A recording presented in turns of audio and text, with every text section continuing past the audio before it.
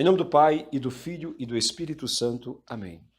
Meus amados irmãos, para as pessoas que possuem ao menos um conhecimento básico da catequese e que já acompanham há algum tempo as publicações, os eventos, as campanhas realizadas pela CNBB, é fácil de se constatar este viés cada vez mais à esquerda, este alinhamento da CNBB enquanto instituição às pautas de esquerda e daquela esquerda mais revolucionária.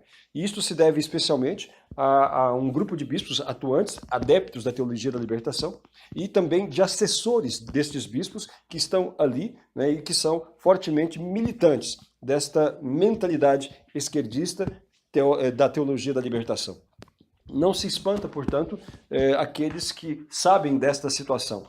Entretanto, a campanha da fraternidade de 2021 ultrapassa todos os limites do aceitável.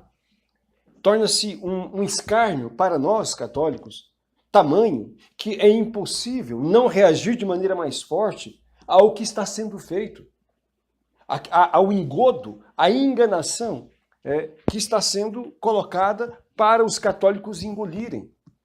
A começar, esta campanha da fraternidade que tem como tema o diálogo e a unidade na diversidade, como dizem eles. Enfim, este tema, esta campanha da fraternidade, o texto que foi composto para orientar as reflexões em todas as comunidades, em todas as paróquias, etc., foi composto por este CONIC, que tem 6 membros permanentes, e dos quais 4 são protestantes. Todos eles, desde o presidente, vice-presidente, secretário-geral, etc., têm em comum não a fé cristã, exatamente, mas este alinhamento ideológico revolucionário. Tanto que o presidente é daqueles do Lula livre. Tem várias fotos dele em eventos do Lula e manifestando o seu credo petista. Esta secretária, a vice-presidente, semelhante. Esta secretária-geral, que é uma pastora luterana, chamada Romy Bank, para além de ser uma esquerdista militante, é feminista, trabalha junto com o CEFEMEA na luta para legalização do aborto, é defensora da ideologia de gênero. Portanto, não é alguém que se pode chamar cristã. Por isso disse, o que tem em comum não é o cristianismo. Porque se fosse cristã, evidentemente, ao menos nessas coisas tão básicas, evidente que estariam unidos àquilo que é a vontade de Deus, que diz não matarás. Estes mesmos que fazem campanhas contra o desarmamento, mas que são a favor do assassinato de crianças que não nasceram. São estes senhores que compuseram, mas especialmente esta pastora abortista, Romy Bank, que compuseram este texto base da campanha da fraternidade, que está sendo apresentado pelos bispos do Brasil para os católicos em todas as paróquias e comunidades refletirem durante a quaresma. Mas que loucura, a que grau de loucura nós chegamos?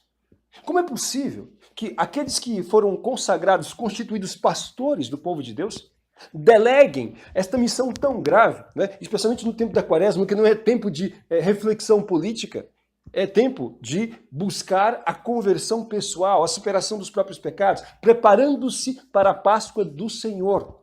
Mas, ainda mais, renunciando este seu munus, esta sua missão de santificar, de conduzir o povo ao conhecimento da vontade de Deus e à conversão a esta mesma vontade de Deus, renunciando a isso, delegam a este grupo do CONIC, capitaneado por esta pastora abortista, a missão de conduzir as reflexões quaresmais nas paróquias e comunidades do Brasil. Como é possível que os bispos façam isso com os católicos? Como é possível que tenham tal atitude para com aqueles que acreditam na única igreja fundada por nosso Senhor Jesus Cristo? Como é possível isto? É preciso perguntar. Mais ainda, na introdução, para quem leu o texto base, pode ver, logo na introdução, na apresentação feita por esta pastora abortista, esta Romy Bank, ela vai dizer, entre muitas outras bobagens, vai dizer algo que é bem chamativo. Ela vai dizer que, fazendo uma retrospectiva das campanhas da fraternidade, né, que começaram, das campanhas da fraternidade ecumênicas, que começaram no ano 2000, ela vai dizer que na de 2016, o sopro do Espírito Santo deu duas alegrias. Uma foi aquela encíclica Laudato Si, do Papa Francisco, cheia de muitos erros científicos, né, onde afirma muitas teses que já foram desmentidas pela ciência, e a outra alegria que seria o quê? A celebração dos 500 anos da Reforma Protestante. Esta Reforma Protestante, portanto, seria a celebração dela é um sopro do Espírito Santo, diz esta pastora abortista. Ou seja, aquilo que Lutero realizou foi obra de Deus, inspirado pelo Espírito Santo. Como é que os bispos católicos apresentam um texto desta forma para a reflexão dos fiéis? O que querem dizer com isto? O que querem sinalizar com isto? Porque se Lutero está certo, então nós estamos errados. Se a negação da transubstanciação da Eucaristia, se a negação do sacerdócio, se a negação do tesouro dos santos, né, dos méritos, se a negação do purgatório, se a negação de tantos dogmas de fé que Lutero realmente negou, se isto está correto, então nós estamos errados. O que vai sinalizar? Entretanto, está escrito isto ali. E este texto, ele é todo um líbero, é um conjunto, é um texto fortemente ideológico e de uma ideologia esquerdista revolucionária, bem acentuada. Se pode fazer cotejar, comparar o texto desta campanha da fraternidade com a forma como se pronuncia os partidos de esquerda como PT, PCdoB, PDT, PSOL, e a nossa mídia, a grande mídia também, né? Você pode pegar aqueles editoriais ou jornalistas que quase na sua totalidade são dessa esquerda revolucionária, e a linguagem é a mesma. As ideias são as mesmas. As pautas são semelhantes também. E é isso que está sendo proposto para os católicos. Com muitas falsificações, com más interpretações, forçando a barra para fazer as pessoas tentando fazer as pessoas aceitarem esta diversidade como algo querido por Deus, e o combate a ideias ou até a religiões ou a heresias que sejam, portanto, que contradizem a fé que nós acreditamos, seria ato de desamor, de intolerância que não é querido por Deus. É isto que eles estão apresentando. Querem legitimar as ideias erradas das seitas, querem legitimar os comportamentos errados, sexualmente falando. Por isso, vão ali fazer a sua lauda, né? Demonstrar ali a sua, não apenas compaixão, porque isso todos nós devemos ter, mas a sua simpatia a esses movimentos LGBTQIYZ, etc. E, desta forma, dizer que nós não podemos discordar, porque a violência, vão dizer estas pessoas no texto, né, não se trata apenas de mortes, agressões físicas ou bullying, etc. Não. A violência é você não aceitar o outro. A violência é você não aceitar a ideia, a forma de viver do outro. Bom, isso ninguém é obrigado a aceitar. Nós devemos ser educados como cristãos para amar as pessoas. Sim, sempre. Respeitar, pode ser ateu, pode ser espírita, pode ser protestante, pode ser o que for. Nós somos educados para respeitar as pessoas. Mas nunca concordar com aquilo que é contrário à palavra de Deus. Nunca assimilar aquilo que é contrário ao Evangelho. E é justamente este ponto que eles querem forçar, este ponto que eles querem, então, fazer com que nós venhamos a romper em nossa consciência.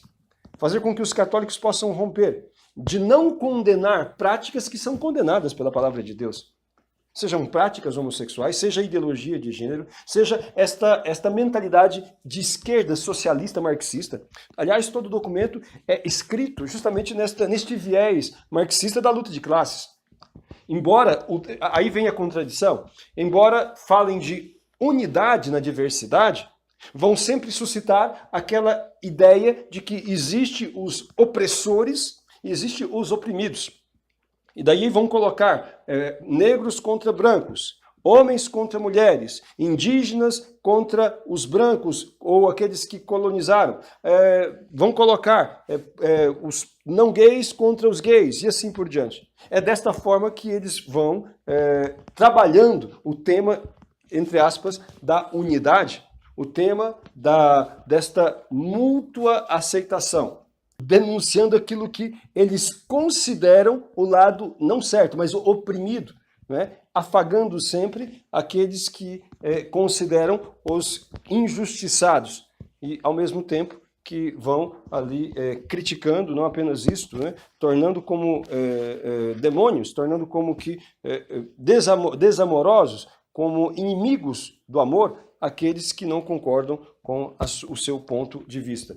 Meus amados irmãos, este texto da campanha da fraternidade ecumênica, ele segue aquela metodologia que depois foi bem assimilada pelo marxismo, né? Ver, julgar e agir. E acrescentaram também o tal do celebrar.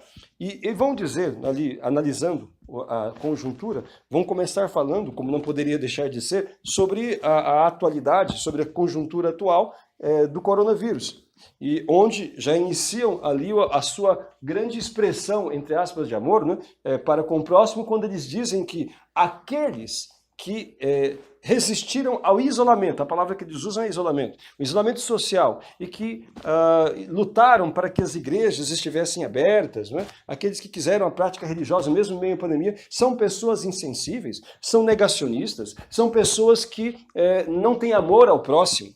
E que, ao contrário, aqueles que fecharam as igrejas, aqueles que distanciaram-se, aqueles que não quiseram atender os outros, foi expressão de amor.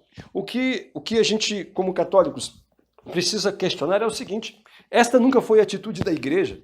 Nunca. Houveram pandemias muito piores, muito mais letais do que coronavírus. Seja a gripe, chamada gripe espanhola, seja a peste negra, e em outros momentos, até o H1N1, tantas outras coisas que foram mais, vamos dizer assim, sérias do que isto, e a igreja nunca fechou. A igreja nunca fechou, sempre esteve aberta, para que os fiéis, especialmente nesse tempo, né, de crise, esse tempo difícil, pudessem encontrar na oração e nos sacramentos o conforto, a fortaleza, o consolo de Deus. Nosso Senhor Jesus Cristo jamais se esconderia na sua casa e deixaria o seu povo à deriva, como aconteceu, aí, ao meu ver, vergonhosamente, por parte da maior parte dos pastores da igreja, bispos e padres. Isto foi algo muito triste e, ao meu ver, realmente execrável e vergonhoso. Mas, neste texto, estas pessoas vão dizer que quem buscou lutar, ou quem pedia aos bispos, aos padres, abram as igrejas, queremos missa, queremos confessar, etc., foram pessoas, então, insensíveis. Depois, no correr do texto, analisando o texto, vão estar, assim, ausentes, né, todos aquilo que na quaresma um católico deveria fazer. Quer dizer, vão estar ausentes a necessidade da oração, da penitência, vão estar ausentes a necessidade da confissão, evidentemente, ainda mais sendo uma campanha ecumênica, evidente que eles não acreditam nessas coisas. Evidente que não acreditam nessas coisas, nos sacramentos, não acreditam na eficácia dos sacramentos e, portanto, não irão propor, ainda que o tempo seja justamente para isso. E vão saltar aos olhos, né, quando neste texto base vai se propor ali como, vamos dizer, modelo de luta pelos direitos humanos, aquela vereadora do Rio de Janeiro que foi assassinada, Marielle Franco. E como que isso é possível? Que os bispos do Brasil apresentem como modelo de defesa dos direitos humanos uma mulher que era abortista, esta Marielle Franco, que era pela ideologia de gênero. Aliás, ela vivia com outra mulher, né? Era, entre aspas, né, casada com outra mulher. Mas aqui nem é essa a questão. Defesa dos direitos humanos. Como pode abrir a boca para falar em defesa de direitos humanos aquele que nega ao ser humano mais indefeso, a criança por nascer, o direito à vida? E esta senhora fazia isso. E como é que se pode colocar num texto ali para os católicos, né? Esta mulher como, então, quase como se fosse uma mártir, né? Como uma destas grandes defensoras, o ícone de defesa dos direitos humanos? Estão brincando com a nossa cara? Estão nos chamando de idiotas? Estão brincando com a nossa fé? O que os senhores estão fazendo? Coloquem a mão na consciência, pelo amor de Deus, para além de este texto ser capitaneado, dirigido por uma pastora abortista, coloca uma outra abortista como se fosse, então, modelo de defesa dos direitos humanos. Mas estão brincando conosco? Pelo amor de Deus, o que estão fazendo? Depois ainda, no decorrer de todo o texto, são mensagens, aliás, não mensagens, dados falsificados. Falsificados como aquele que, no número 68, que foi o ponto em que as pessoas mais se escandalizaram, mas a coisa é muito pior do que aquilo, onde fala da perseguição às comunidades LGBTQI, Z, etc. Enfim, e ali eles usam um dado do Grupo Gay da Bahia, que diz que no ano de 2018, ou 17, não me engano, 2018, 400 e poucos homossexuais foram assassinados no Brasil por motivos homofóbicos. E esta matéria já foi desmentida, esta afirmação já foi desmentida, foi algo super faturado, vamos assim dizer, né?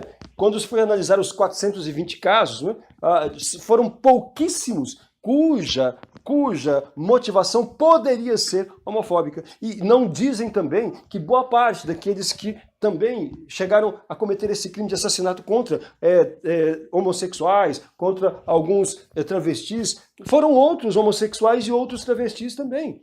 Enfim, aliás, se alguém está relacionando-se com um homossexual, ele também é homossexual, evidentemente, não é? Então, isso não se diz, isso não se fala. E usam um texto, um dado falso e colocam ali para poder, vamos dizer, impactar as pessoas. Mas não é só isso. Quando vamos falar sobre a violência contra as mulheres, que deve ser combatida, evidentemente, mas não apenas contra as mulheres, contra os homens, contra os jovens, contra qualquer pessoa. E colocam ali, né, que no ano de 2017, que foi infelizmente um recorde triste, tivemos mais de 65 mil assassinatos no Brasil, 4 mil e poucas mulheres foram assassinadas. E eles falam apenas no número de mulheres, mas não falam o total dos assassinatos, e nem que, na verdade, daqueles 65 mil, mais de 90% foram homens que morreram. Quer dizer, então, se coloca a situação de forma como se houvesse apenas um grupo que fosse vítima, né? Quando falam dos negros, por exemplo, né? Como se apenas negros fossem vítimas da sociedade, vítimas de preconceito, vítimas de perseguição. Há negros, há brancos, há índios, há pessoas humanas. Esta técnica de ficar colocando um contra outro, aqui vem justamente esta mentalidade da luta de classes, da qual falávamos há pouco. É preciso combater isso, irmãos. É preciso combater esse tipo de coisa. Nós não podemos ficar escravos desse tipo de doutrinação. É preciso colocar um basta nesta coisa toda.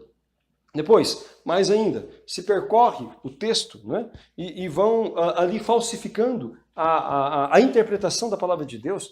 Esta pastora abortista, junto com a sua equipe, tenta fazer crer que desde o início ali das comunidades cristãs haviam diferentes confissões de fé, e que São Paulo, né, ele pregava esse como que irenismo, essa paz acima de tudo, sem se importar para aquilo que as pessoas acreditavam ou deixavam de acreditar. O importante é que tivesse aquele referencial em Jesus, sem que isto fosse ali concretizado em doutrinas exatas. E isto não é verdadeiro. Eles usam trechos de São Paulo como este, né? Não há judeu nem grego, não há homem e mulher, mas todos são um só em Cristo. Vão dizer isto. Mas eles se esquecem que é o mesmo São Paulo que vai dizer o seguinte: ainda que desça um anjo do céu, se anunciar um evangelho diferente deste que vos anuncio, que ele seja excomungado. Anátema, excomungado. É o mesmo São Paulo, né, que vai denunciar os anticristos. Também São João vai fazer isto, que são aqueles que anunciam um evangelho diferente. Justamente, existe uma fé que é o grande tesouro que Deus nos deixou para que nós pudéssemos nos orientar e viver em comunhão com Ele. A negação desta fé é justamente a negação da própria vida eterna. É o maior crime que uma pessoa poderia fazer, especialmente na mentalidade dos antigos e medievais e daqueles que têm a fé. E isto São Paulo teve muito zelo em combater.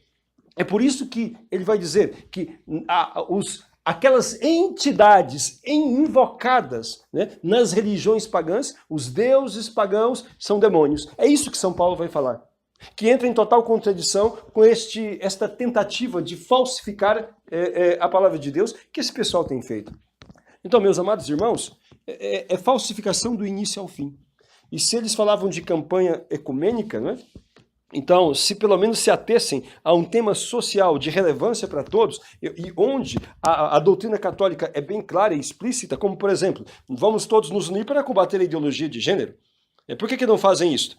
Em um tempo que não fosse da Quaresma, evidentemente. E se quisessem realmente uma representatividade dos protestantes, dos evangélicos que sejam, então por que não buscam as igrejas que realmente são a maioria? Por que não chamam, por exemplo, o pessoal da Assembleia de Deus, o pessoal da Brasil para Cristo, o pessoal ali, os pentecostais em geral, o pessoal da Igreja do Véu, aquela congregacionista? Por que não chama esse pessoal que possui mais de 95% dos chamados evangélicos para poder defender pautas comuns? Aí sim, é uma ação ecumênica que nada tem a ver, na verdade, com a teologia, mas com a moral natural, que é a defesa da família, a defesa da vida, a defesa, né, dos princípios cristãos que norteiam a sociedade. Aí sim, aí uma sugestão, CNBB, faça isto. Ao invés de fazer estas campanhas falsamente ecumênicas, que são, na verdade, destruição da fé católica, convide os protestantes, por exemplo, né? Convide os protestantes da Assembleia de Deus, da Igreja Brasil para Cristo, convide os protestantes, os evangélicos lá, da Congregação Cristã no Brasil, mesmo aí os batistas e outros também, quem sabe, convide esse pessoal, os pentecostais e neopentecostais, para poder então fazer uma frente forte, para poder envolver o governo federal, os deputados, os senadores, a fim de que possam, de uma vez por todas, banir, não é, a legislação que favorece o aborto e também a ideologia de gênero e aquilo que, de alguma forma, está ferindo os princípios cristãos. Por que não fazem isso, CNBB? Ao invés de estar aí promovendo campanhas de dessacralização e de destruição da fé do nosso povo, levando as pessoas à confusão, ao engano, como é o caso da campanha da fraternidade deste ano. Meus amados irmãos, no fim, quando eles vão falar então ali de ações concretas, de exemplos, né, como poderíamos dizer, de ecumenismo, exemplos de tolerância, exemplo de diálogo, eles vão dizer que foram 20 membros deste CONIC, foram até um terreiro de Mãe de Santo, né, e ali que havia sido atacado lá em Brasília, em parte sido colocado fogo, etc. E foram lá então mostrar solidariedade e fazer ali o seu gesto de unidade. E ali, ao som dos tambores e dos rituais, plantaram uma árvore. E depois ali sempre estão celebrando e comemorando o aniversário daquela árvore. Então, como é possível que os bispos do Brasil apresentem aos católicos como exemplo concreto ali a visita e a celebração num terreiro de candomblé, de umbanda, ou de pai ou mãe de santo, seja o que for? Como é possível? Aqui não se trata, pelo amor de Deus, de fomentar a violência seja contra quem quer que seja. O próprio catecismo diz que nós devemos ter, né, caridade para com todas as pessoas, sejam homossexuais, seja ateus, seja o que for. E isto sim.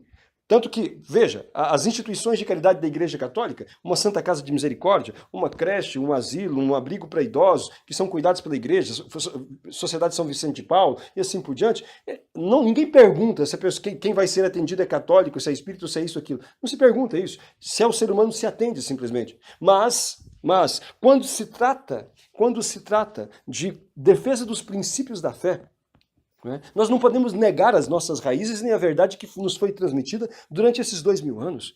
Nós precisamos nos manter naquilo que Deus nos transmitiu através da igreja.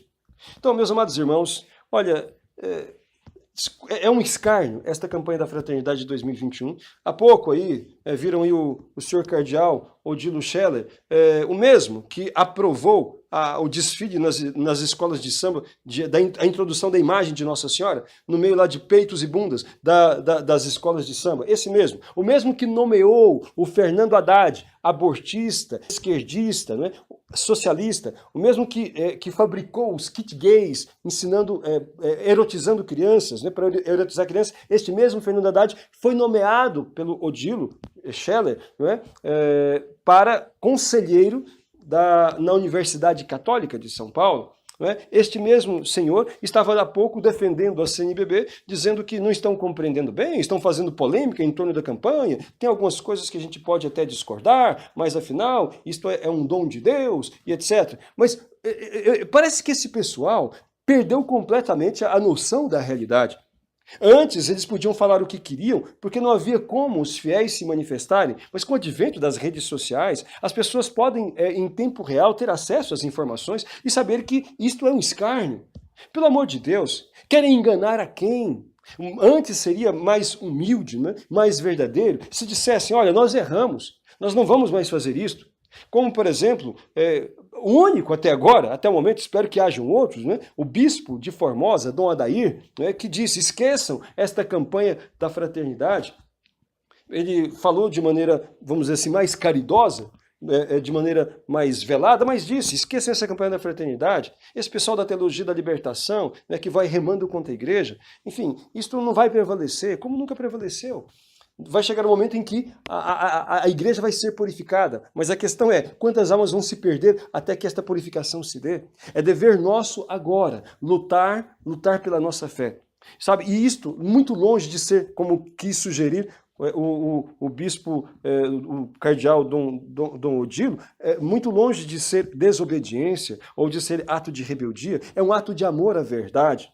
Ato de amor à verdade, ato de amor à nossa igreja, ato de amor à palavra de Deus, amor ao próximo que tem como maior, que deve ter como o maior dom da sua vida a graça de Deus que é transmitida pela igreja que Cristo mesmo fundou.